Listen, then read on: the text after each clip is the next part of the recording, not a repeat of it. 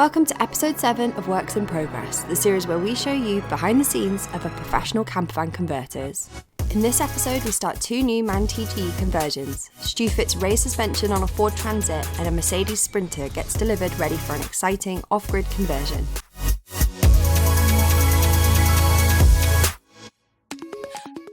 Right guys, this is a little introduction to this new build that we've got on at the minute. It's a MAN TGE, it's an L3H2. We're currently just doing some of the foundations of the carpeting. The van has been insulated. So yeah, we're just getting some of the wheel arches carpeted. Cam's just making a few wall panels for it currently. It's just getting it set up, adjusted so we know where the levels are and where to cut it. But this will get taken off now and then it will get carpeted. So once the carpeting's all been done on this, we'll then start putting a bit more insulation in, running some cables. So we've got basically the foundations for the cabling as well, and you can watch along with how we get on with this van throughout the build.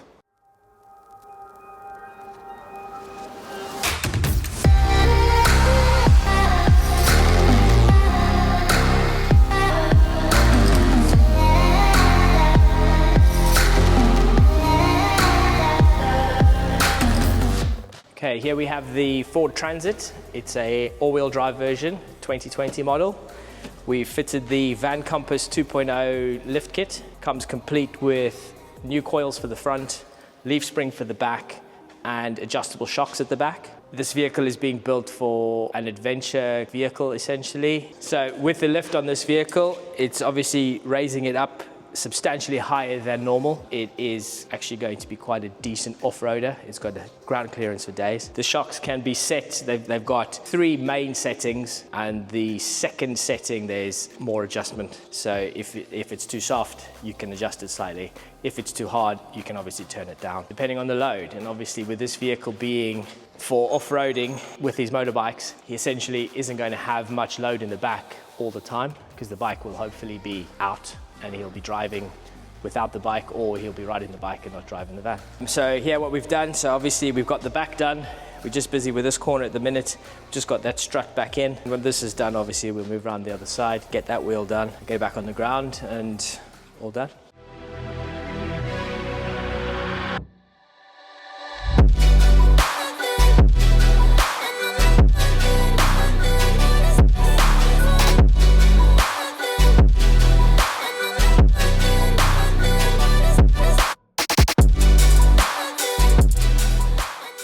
So we've just had this vehicle delivered. It's a Mercedes Sprinter 417 CDI.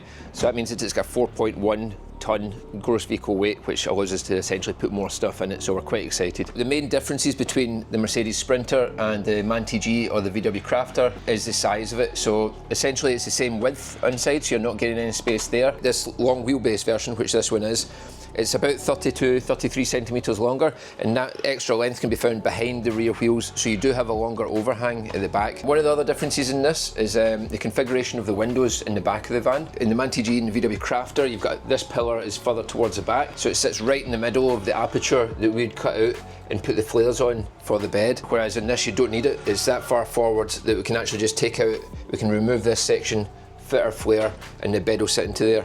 Now this window is also worth pointing out, the aperture is slightly lower than it is on the TGE and the Crafter. So depending on your layout, that can either be a benefit or it can be a bad thing. So if you are not having bikes in the back and you're not too fussed about the garage size, it's a bit lower, so you can sit, your bed height would be down to about here once the flares are on. That would be a problem if you want to fit bikes and paddle boards and a lot of gear in the back, because then what it means is that your bed's going to be about halfway up your flare, so you're going to end up losing quite a good bit of head height in there from the flare space on the side. You might end up having to take the front and the rear wheel off your bike in that instance. It also gives you this bigger space up here, which means you can then fit a window up here if you want to increase the light into the back here. It's a nice setup, the van. One of the differences that they've got to the MAN and the Crafter is you can have an all black cab like this, so you'll see it's got the charcoal grey over the top of the cab, and everything's dark at the front, which I really like. I think it's a really nice, cool look. Instead of having all the two-tone greys that you get with the MAN and the Crafter, it's a wee bit more stylish, I think.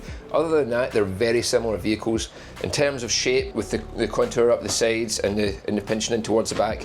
It's pretty much the same as the Crafter, and it doesn't really make much of a difference to the layouts that you can have or to the build. They're very much the same. We are probably going to do a comparison video between the Sprinter and the TGE Crafter. If you want to see us convert this van into a full build, make sure to follow along. I believe Stu is about to cut out the aperture for the pop top, so let's go and check it out and see how he's doing.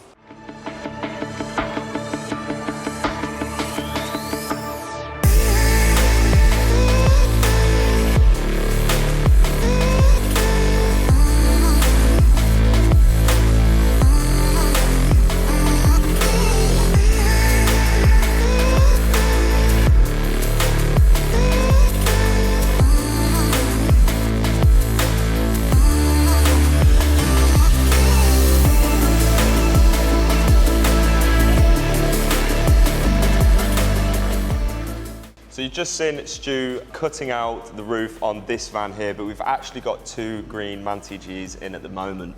So this one at the front of the workshop, you may have seen earlier on in the video me going through the installation on this. So this one is two-wheel drive, long wheelbase MAN TGE. The one that Stu's just been cutting the roof out of is a medium wheelbase, four-wheel drive MAN TGE. So we've got two going on at once at the moment. With Stu cutting out the roof, that was one stage, and the next stage of that is going to be the lower half of the pop top, so the lower half of the clam. So next would be basically, I need to clean up the edges, get it all sandpapered, and then that half gets bonded on with polyurethane. So before we get all of that on, we've got some grille lights that need fitting onto this van. So we're going to have to do a little bit of a move around, I think, in here. Yeah, I'll be fitting the grille lights next before the clam goes on, because we need to shuffle the vehicles around just to get that piece of the roof in here. But this will be going on next. Cool. Set of ST4s with the CAN bus reader. Because it's a 2025 model, there is no switch live to the headlights. The lights have essentially always got power, so you need one of these. It basically switches the lights on when you toggle the high beam switch inside the cab. Okay, cool. Because there is no switched cable to the front, this then intercepts the CAN high and CAN low and switches the lights on through a relay, which is in the box. Well, we're going to get moving some vans around and then we're going to get these fitted, I think, so. I should let go.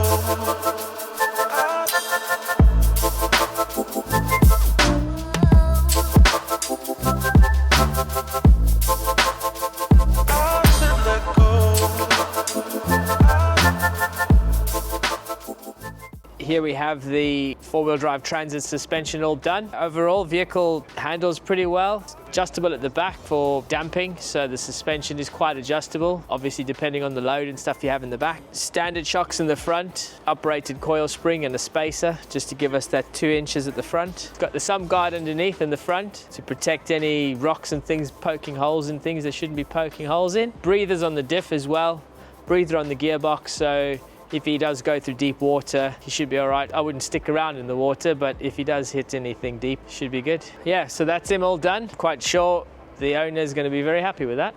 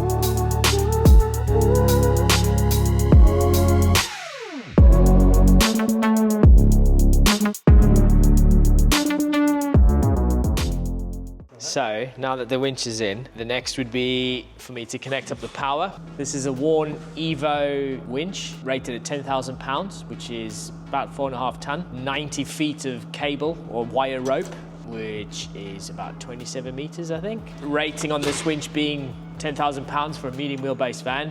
It's probably more than you'll ever need. It does come with a remote control, which is completely wireless.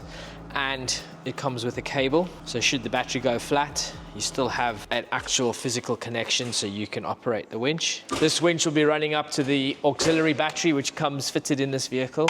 This vehicle has had the factory option of a auxiliary engine block heater. It has the auxiliary battery which isn't normally fitted. This is the switch that I will be installing in the cable just so that the winch isn't always powered.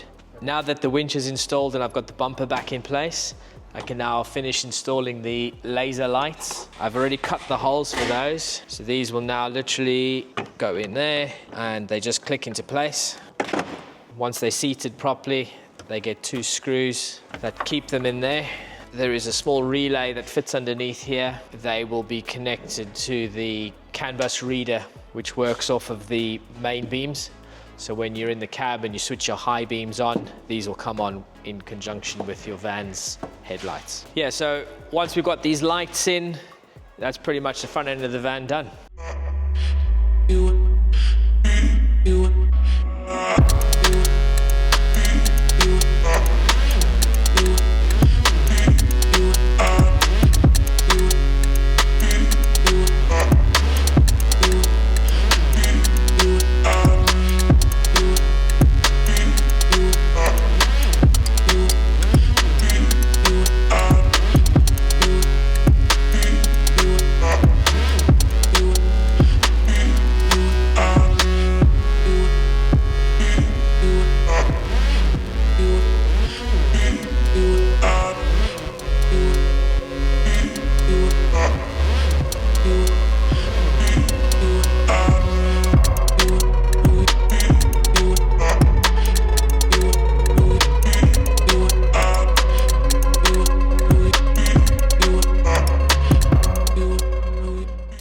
In the workshop, we're working on this medium wheelbase. We've had quite a few things that have been added to this over the past couple of days. So we've had this wrap installed. You do actually lose quite a bit of this wrap when we come to fit the side pods. It takes out quite a lot of this cutout section. You will see that what it looks like when it's installed on a later video. What we've also got to show you on this van is we have a solar panel that we've got fitted onto this pop-top roof right now. It's actually a lot easier to fit the solar panel without actually fitting the pop-top on it. We have done it before where we've fitted the solar panel onto on the roof, but we found it's so much easier before the roof's gone on to fit the solar panel. This solar panel that we've got for this one is a rigid frame panel, and you will see what this looks like in the later videos once this has been installed. We've also had a bit of work been doing onto the back of this van as well. So we've had the window panels cut out and we've now installed the back windows to the van as well. This masking tape is just to hold the glass on while it's bonding.